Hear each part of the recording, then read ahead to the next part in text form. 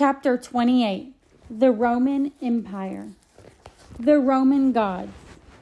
We learned earlier that the Etruscan tribes of Italy went to Greece to buy and sell. In Greece, they learned about the Greek gods and heard Greek myths. And when they came back to Italy, they passed these stories along to the Romans. The Romans took the Greek gods as their own. They worshipped the gods of Greece, but they called these Greek gods by their own Roman names. Do you remember Zeus, the king of the Greek gods? He made the golden apple so that he could start the Trojan War on Earth. In Rome, Zeus was called Jupiter. He controlled the sky, the moon, and the weather, wind, rain, and thunder. Today, we call one of these planets in our solar system Jupiter, after the Roman name of the king of the gods. The planet Mars is also named after a Roman god, the god of war. And do you remember the god of the sea, Poseidon, who tried to keep Odysseus from getting home? The Romans called this sea god Neptune. Our solar system also has a planet named Neptune. The Romans told stories of their gods to explain the natural world. One story about Ceres and her daughter Proserpine tries to show why winter and summer come every year.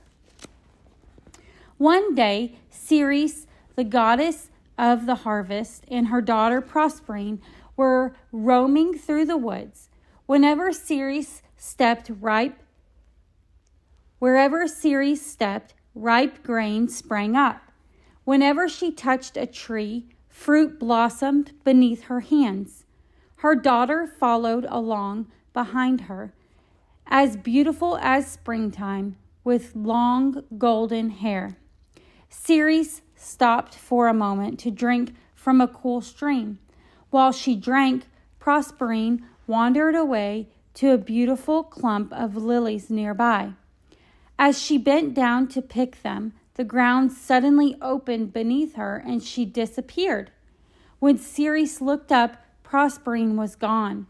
Proserpine, Proserpine, Ceres cried. Proserpine, where are you? But there was no answer. For 14 days, Ceres wandered the earth, looking for her lost daughter. Finally, Ceres met a nymph who whispered, I have just come from the underworld, land of the dead. I saw your daughter there. She was stolen by Pluto, the king of the underworld, to be his wife. When he saw her, he fell in love with her, and the ground opened up beneath her so that she could walk through it into the land underground. When Ceres heard this, she was furious. I have helped the ground to bear crops, she shouted, and this is how it rewards me? I will curse it until it is dry and empty of all life. Instantly, the trees around her began to turn brown, and the leaves fell from them. The grass died, and the flowers withered. A great rage, Ceres turned and climbed up into the heavens, all the way to the palace of Jupiter, king of the gods. Jupiter, she said, force Pluto to return my daughter to me. If you don't, I will never again let spring come to the earth. There will never be fruit or grain or grass again. The earth will always be as dead and as hard as my heart without my daughter. Jupiter thought about this. Very well, he said at last, I will tell Pluto to let your daughter go on one condition.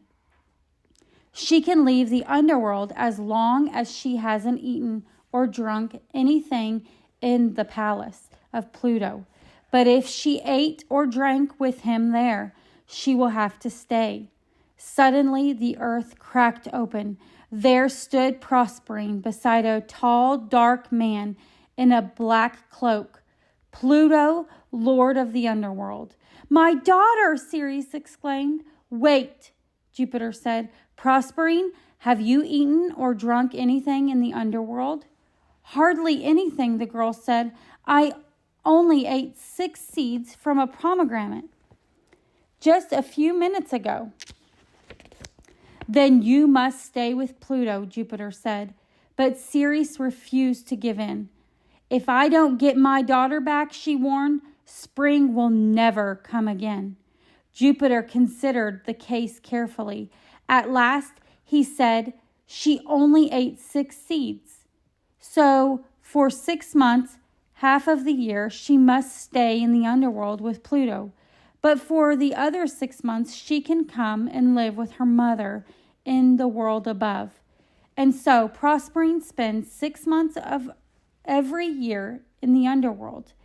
When she is in the palace of Pluto, her mother Ceres mourns and weeps. The leaves fall from the trees. The grass turns brown and the flowers die. But when Proserpine comes back to her mother each spring, Ceres rejoices. The leaves of the trees begin to grow and the grass turns green again, and the flowers begin to bud and bloom.